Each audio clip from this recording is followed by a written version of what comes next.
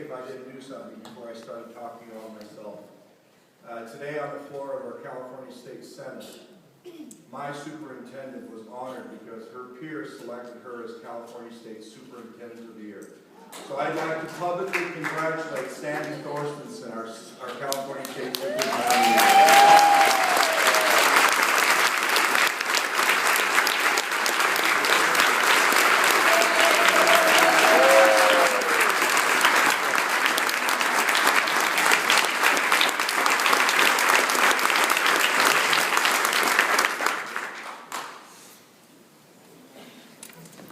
How do you earn the trust of a 16-year-old girl whose mother is a drug addict and alcoholic, whose father has never been a part of her life because he's been in prison for as long as she can remember, and whose older brother repeatedly sexually molested her when she was 12 and 13 years old?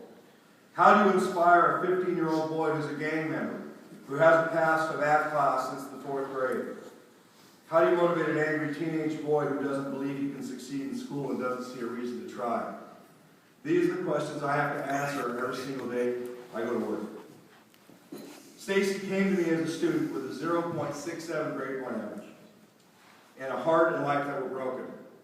Her success came slowly from long emotional talks, completed assignments, passing test scores, and laughter. Soon she began showing up during lunch, sitting in my classroom with dozens of other students in her safe place. It wasn't long before she started cooking things at night that we shared during the next lunchtime. I'd make sandwiches and she'd make lasagna. We'd share our creations and work on homework or just talk. Time passed and Stacy's grades and self-image improved. By the time she was a senior, her grade point average was 3.5 and she graduated. After the ceremony on the night of her graduation, I stood next to her and noticed that she was crying. I asked her what was wrong. She said, "I wish you were my father." I told her that I was and always would be her dad. She hugged me and said, "Can I call you Daddy?" With all due respect for this great honor of being selected California State Teacher of the Year, it doesn't come close to that honor. Juan and Randy were tough, angry kids when they entered my classroom. I was told by many of their teachers that they would never make it. They just didn't care. At first, they would stare at me with rage and distrust in their eyes. Those eyes changed as they returned those stares with a smile and simple, honest reply. "I love you and I'm here to help you." They didn't believe me in the beginning. They tested me with cold glares and angry words and hateful words. But as time passed, they realized that there was nothing that they could say or do that would make me quit on them.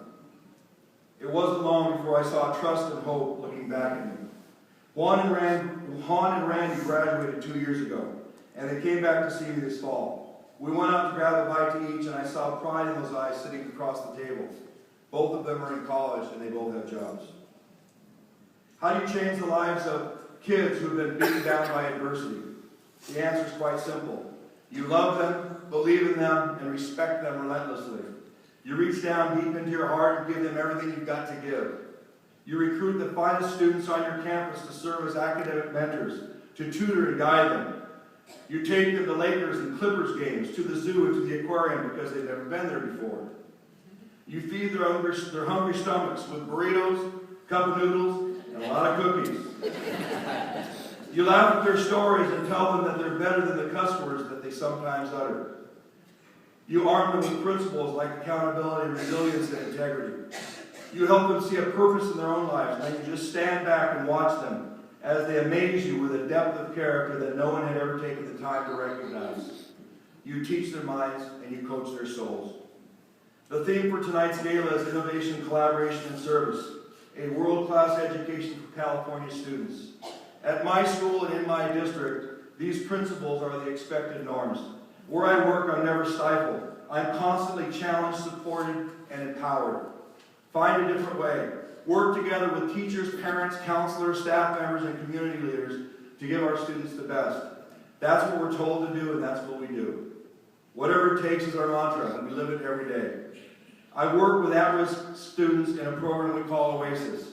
I have the great honor of being a teacher and working at a school and in a district that brings out the best in me as well as the best in my students. I want to thank the sponsors of the California Teacher of the Year program for the generous support, as well as everyone from the Teacher of the Year Foundation and the California Department of Education for all their patience and help in making this entire experience truly special. I'd also like to offer my deepest gratitude to my administrators, colleagues, friends, and incredible wife who have made it possible for me to be standing here. Congratulations to the semifinalists, finalists, and my fellow California State Teachers of the Year.